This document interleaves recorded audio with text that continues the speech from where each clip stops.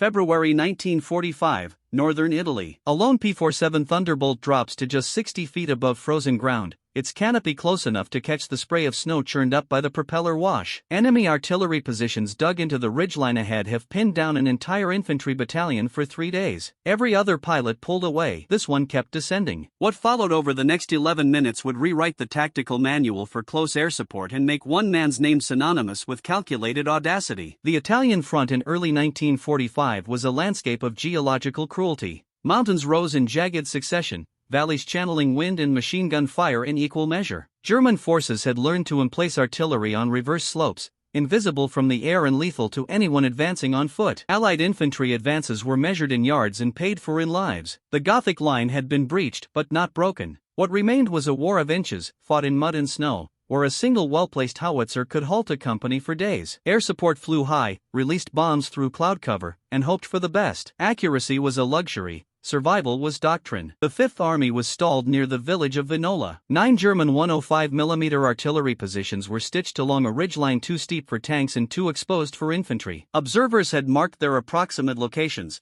but approximate was not enough. Bombs fell wide. Men died in the open. Fighter bombers made their runs from 1,200 feet, dive angles steep enough to see the target, altitude high enough to pull out before flak shredded the airframe.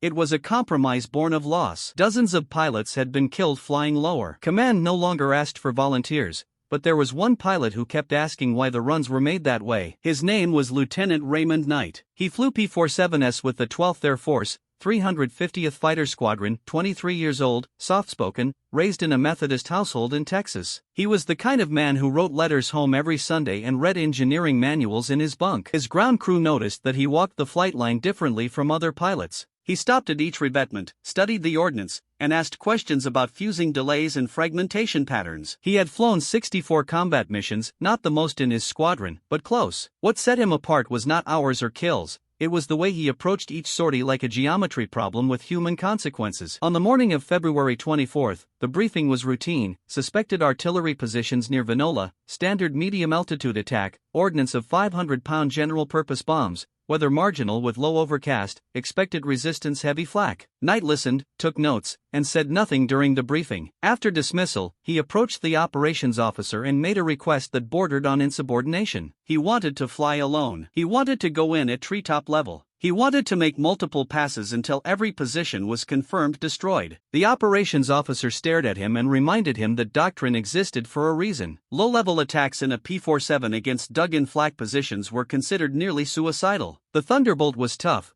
but it was not invincible. One burst through the oil cooler and the engine would seize within minutes. Knight acknowledged the risk and then explained his reasoning. High-altitude bombing was scattering ordnance across empty hillsides. The enemy was entrenched, camouflaged, and positioned along reverse slopes. The only way to find them was to fly low enough to see muzzle flashes and count gun tubes. The only way to destroy them was to put ordnance inside the revetment, not near it. The officer did not approve, but he did not forbid it either. He told Knight that if he wanted to get himself killed, he would do it on his own judgment. No wingman would be ordered to follow him down. Knight accepted. He walked to his aircraft alone. If this history matters to you, tap like and subscribe. Raymond Knight was born in Houston in 1922, into a world recovering from one war and heading toward another. His father was a construction foreman, practical and methodical, who taught his son to measure twice and cut once. His mother played piano and kept a garden. Both parents valued education, discipline, and quiet faith. Knight grew up in a household where problems were not obstacles but puzzles to be solved with patience and logic. He was an average student in most subjects and exceptional in mathematics and mechanical drawing. Teachers noticed his peculiar focus when working with his hands. He built model airplanes with obsessive precision, carving balsa ribs to exact thickness and tensioning control wires until they hummed at the correct pitch. At 16, he saved enough from odd jobs to pay for flying lessons at a grass strip outside Houston. His instructor later recalled that Knight approached flight differently from most students. Others wanted to feel the airplane, Knight wanted to understand it. He asked about power-to-weight ratios, stall speeds at different load factors, and why flaps altered the pitch moment. When war came, he enlisted in the Army Air Forces without hesitation, not out of rage or ideology, but from a quiet certainty that his skills would be needed. He wanted to be a pilot,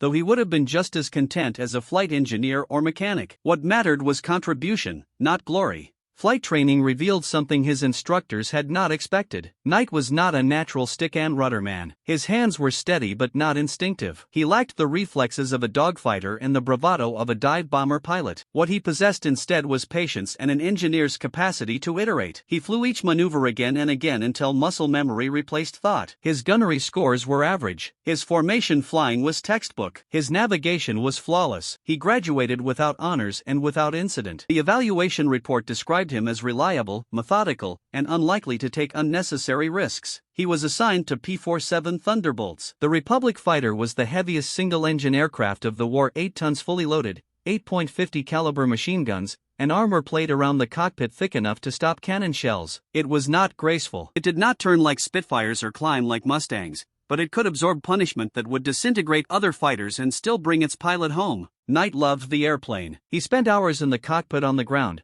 memorizing every switch, lever, and gauge. He read the technical orders cover to cover. He sketched diagrams of the fuel system, hydraulic lines, and supercharger plumbing. He understood that survival in combat was not about courage, it was about knowing your machine better than the enemy knew his weapons. By the time he arrived in Italy in late 1944, he had absorbed the lessons of pilots who never returned. He knew that altitude was life, speed was life, and surprise was life. He also knew that doctrine was written by men who were not in the cockpit when the flak began. He flew his missions carefully, no showboating, no needless risks, but he watched. He noted where bombs landed and where they should have landed. He studied the terrain, the enemy's methods, and the gap between what briefings promised and what reality delivered. He began to see a pattern. High-altitude attacks were safe for pilots and useless for infantry. The math did not lie. A 500-pound bomb dropped from 200 feet at 200 knots had a circular error probability of over 50 yards against a point target dug into rock. That was the same as missing. The only way to hit a Dugin gun was to deliver ordnance from close enough to see the gun. That meant flying through the flak envelope. That meant accepting risk no doctrine would endorse. Knight did not talk about it in the officers' club. He did not write about it in letters home. He simply decided that if the opportunity came, he would prove the concept or die trying. For him, it was not bravery, it was applied logic. The opportunity came on February 24. The problem facing the Fifth Army near Vinola was not new. It was the oldest problem in modern war. How to kill an enemy you cannot see. The German gunners had done everything right. Their positions were sighted on reverse slopes, invisible from ground observation posts. Camouflage netting broke up the angular lines of the howitzers. Firing positions were separated by hundreds of yards, making counter-batter fire ineffective, even when spotters could estimate location. The guns fired in calculated bursts, 3 rounds, then silence, enough to bracket a road junction or rake a supply column, not enough to give away their position for long. By the time Allied artillery adjusted coordinates, the German crews had shifted or gone silent. Airstrikes had been attempted for 5 days. Medium bombers flew through overcast and dropped on map coordinates. Fighters dove through gaps in the clouds and pickled ordnance at estimated positions. Post-strike reconnaissance showed cratered hillsides and intact gun emplacements. The infantry was losing men every hour. Medics could not move forward. Ammunition resupply was impossible. The attack had stalled not for lack of courage but for lack of precision. Fighter pilots knew the problem. They also knew the cost of solving it. To find a camouflaged gun, you had to fly low enough to see muzzle flash or disturbed earth. To kill it, you had to fly straight at it long enough to line up the shot. Every second in that envelope, you were inside the range of every rifle, machine gun, and flak piece the enemy had. German doctrine for low-altitude defense was brutally simple. Wait until the aircraft commits to its run, then fill the air with lead. AP-47 at low altitude and high speed could not dodge, it could only absorb. Pilots who survived low-level attacks came back with hydraulic lines severed, control cables frayed, oil coolers punctured. Some did not come back at all. Command stopped asking. It was not worth the exchange rate, but the infantry kept dying. Knight understood the calculus. He also understood that doctrine was a statistical model, not a law of physics. The model assumed average pilot skill, average target selection, and average commitment. He did not consider himself exceptional. He considered himself willing to test the variables no one else would touch. He had thought through every element of the problem. The P-47's radial engine could absorb small arms fire better than an inline. Its armor could stop most ground fire from the front quarter. Its 8 machine guns could lay down suppressive fire while setting up the bomb run. If he stayed below ridge height, German flak predictors could not track him. If he flew fast enough, rifle fire would not lead him accurately. The risk was not random, it was calculable, and Knight believed the calculation favored a pilot who understood his aircraft and flew without hesitation. No one had tried it because no one thought the gain was worth the cost. Knight thought differently. One pilot in one airplane might be expendable. A battalion pinned down for a week was not. He did not ask permission twice. He simply decided that the mission required a solution doctrine could not provide, and if that solution required violating every guideline written for pilot survival, he would accept the consequences. On the morning of February 24th, the cloud ceiling was at 800 feet visibility, 3 miles in haze and snow, conditions that would normally scrub a close air support mission. Knight saw conditions that would mask his approach until he was too close for the enemy to react. He climbed into his P-47 alone, canopy locked, engine start, gauges green, a full load of 50 caliber ammunition, 2 500-pound bombs under the wings, enough fuel for 90 minutes. Ground crew watched him taxi out. They had seen him before missions, always calm, always methodical. This time there was something different in the way he checked his harness, a finality, as if he had already decided that coming back was optional. Knight took off into low overcast and turned north toward Vinola. The ops officer watched from the tower. He did not expect to see that aircraft again. Knight flew alone through gray sky and broken cloud. The P-47 was heavy with fuel and ordnance. He kept the power steady, altitude just below the cloud deck. No radio chatter, no formation to maintain, just one pilot and the problem he had chosen to solve. 10 miles from the target area, he descended, dropped through a gap in the clouds and leveled off at 200 feet. The ground rose toward him. Snow-covered fields gave way to foothills, then ridgeal lines. He eased the throttle forward. Speed climbed past 300 knots. The world compressed into a rushing blur of white and gray. Trees, stone walls, a burned-out farmhouse. Everything too fast for thought, fast enough that instinct took over. He had memorized the map. The ridge should be 2 miles ahead. 9 suspected positions spread along 3,000 yards of high ground. No exact coordinates, no recent photos, just pencil marks on acetate and the word of a forward observer who had been pinned down for 3 days. Knight flew lower. 100 foot the ridge filled his windscreen. He could see the tree line now, the broken rock, the unnatural lines of earth that meant digging. Then he saw the first flash, muzzle blast, orange flicker against snow. A 105mm howitzer dug into a revetment. Crew scrambling as the sound of his engine reached them. They had not expected an aircraft this low, this fast. Knight did not pull up. He pushed the nose down slightly and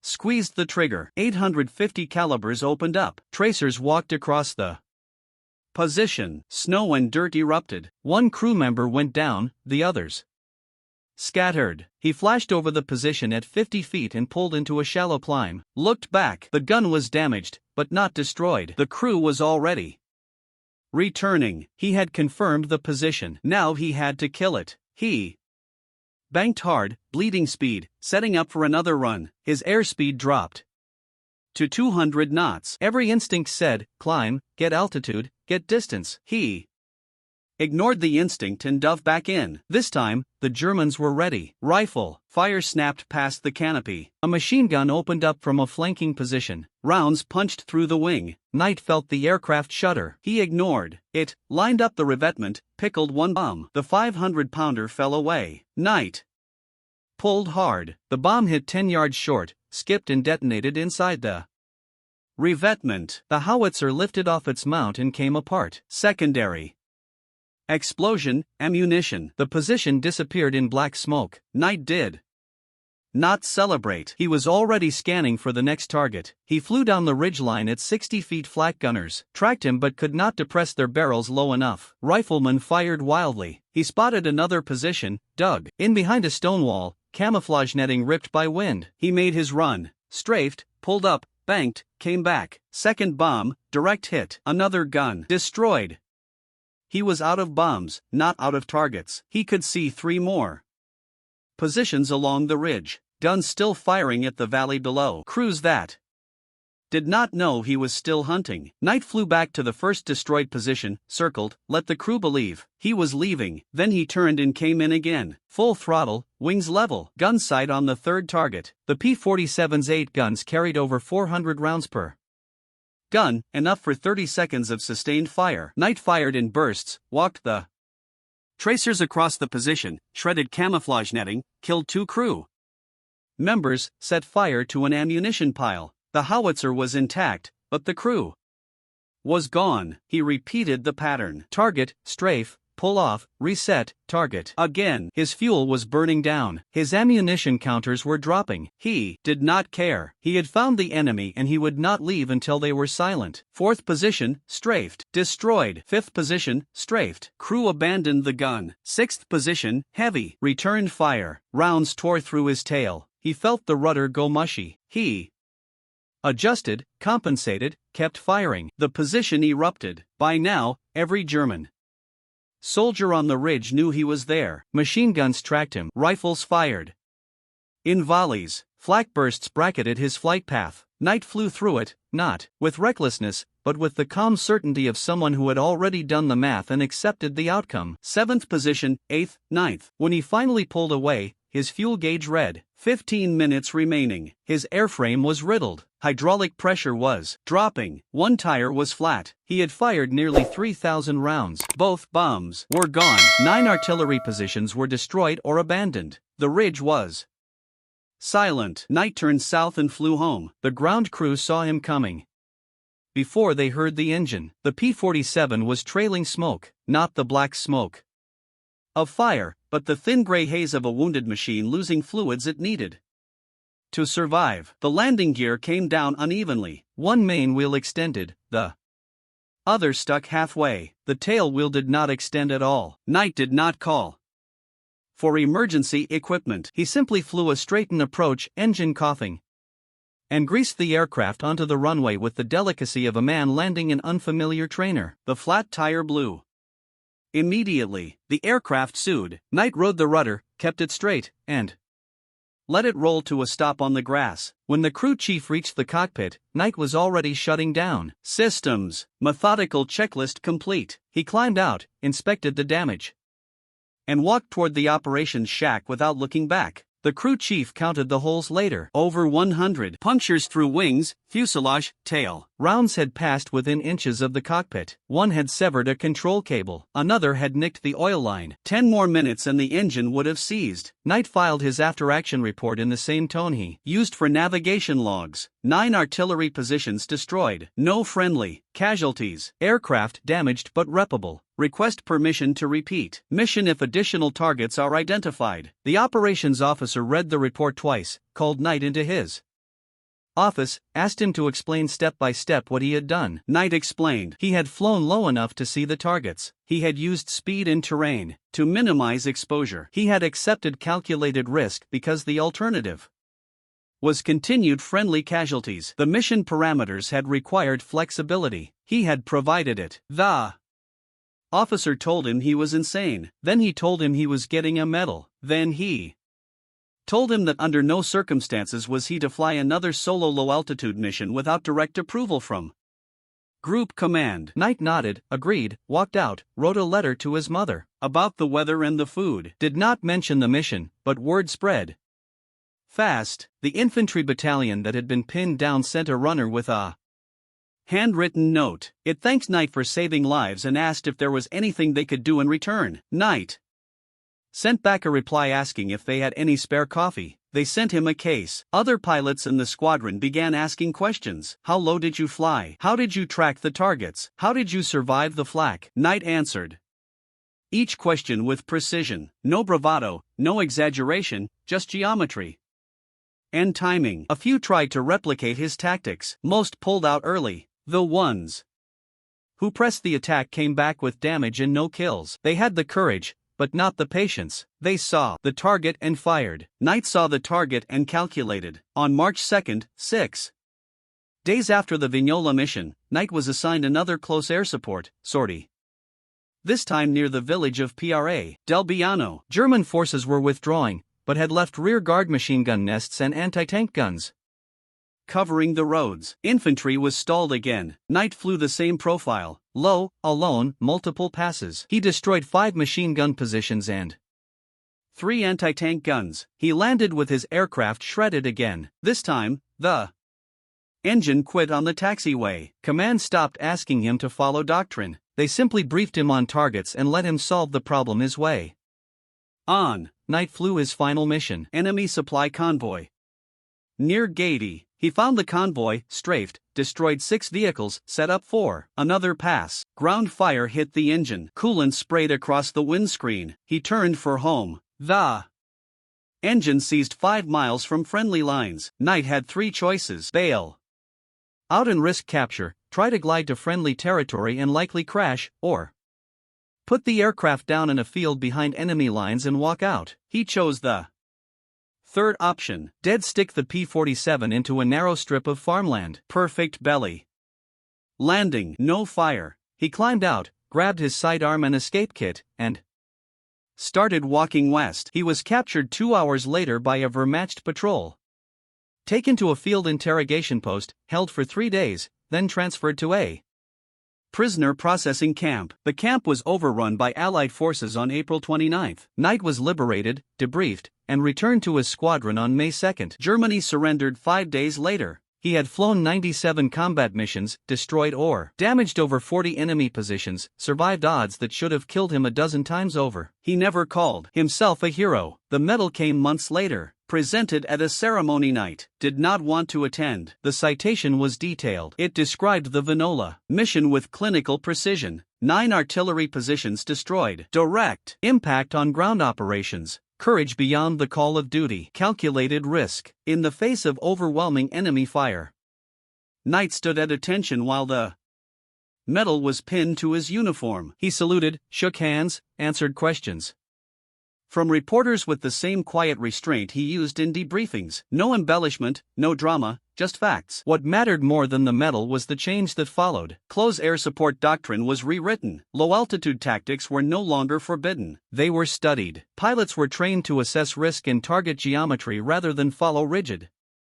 altitude guidelines. Liaison officers embedded with infantry units began calling for specific attack profiles instead of generic airstrikes. The survival rate for close air support missions improved. The effectiveness rate improved even more. Ground commanders began to trust that when they called for air, the air would hit what it was supposed to hit. Knight's missions were analyzed at squadron level, then group, then command. His gun camera footage was used in training films. His after-action reports became case studies in applied tactics. He had not invented low-altitude attack. He had proven that it could be done methodically, repeatedly, and survivably by a pilot who understood his machine and the math. The infantry units he supported wrote letters, not to command, but to him, thanking him, telling him how many men walked home because a ridge went silent or a road opened up. Some of those letters reached him. Most did not. He kept the ones he received in a foot locker and never spoke of them. After the war, Knight returned to Texas. He enrolled in college on the GI Bill, studied civil engineering, graduated without fanfare, took a job with a construction firm, married, had children, lived a quiet life. He did not talk about the war unless asked. When asked, he described it in the same measured tone he used for everything else, factual, unadorned. He did not think of himself as someone who had done anything extraordinary. He had seen a problem, understood the variables, and acted accordingly. His children found his medals in a drawer. Years later, They asked what they were for. He told them he had been a pilot. They asked if he had been scared. He said yes. They asked if he had been brave. He said he had simply been meticulous. In 1989, a military historian examining close air support techniques during the Italian campaign discovered Knight's after-action reports. He tracked Knight down and requested an interview. Knight agreed. They spoke for 2 hours. The historian asked about fear, about decision-making under fire, about what made him stand out from other pilots. Knight paused thoughtfully before answering. He said that he had not been extraordinary. He had merely believed that problems had solutions, and that solutions demanded commitment. He had committed. The aircraft had held together. The calculations had worked. The historian asked if he would do it again. Knight said yes, not because he desired to, but because it had been necessary, and necessity, he believed,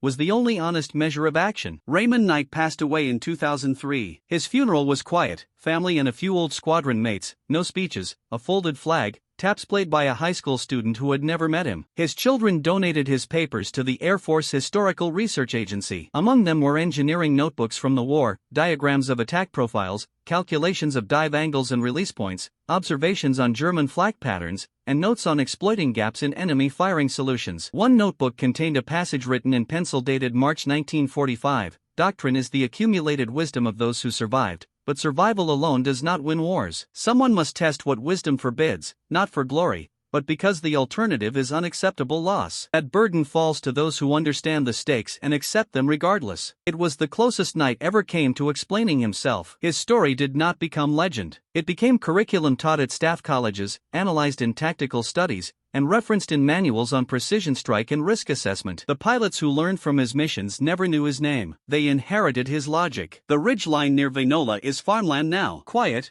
with no markers. The gun positions were filled in decades ago. Nothing remains but soil and memory. The men who walked off that ridge because the guns went silent never knew the name of the pilot who made it possible. They simply knew that one day the shelling stopped and they could advance. That is how most courage works, unseen by those it saves, measured not in accolades, but in lives continued, problems solved, and battles won by those who calculate risk and commit. Raymond Knight was not reckless. He was precise. He did not ignore danger. He accounted for it, reduced it to variables, and acted when others hesitated. His defiance was not toward authority, but toward the assumption that certain problems were unsolvable. He proved they were not. He did it alone at 60 feet, through smoke and steel, in a damaged aircraft, with unwavering focus on the task. And when he landed, he wrote his report and prepared for the next mission. There are no statues, no grand histories, just a handful of reports filed in archives, a medal in a drawer, and a change in doctrine that saved lives for decades afterward. That is the legacy of the quiet ones, the engineers in uniform, the pilots who read technical manuals and saw solutions where others saw only danger. They do not seek recognition. They seek results. And in the cold calculus of war,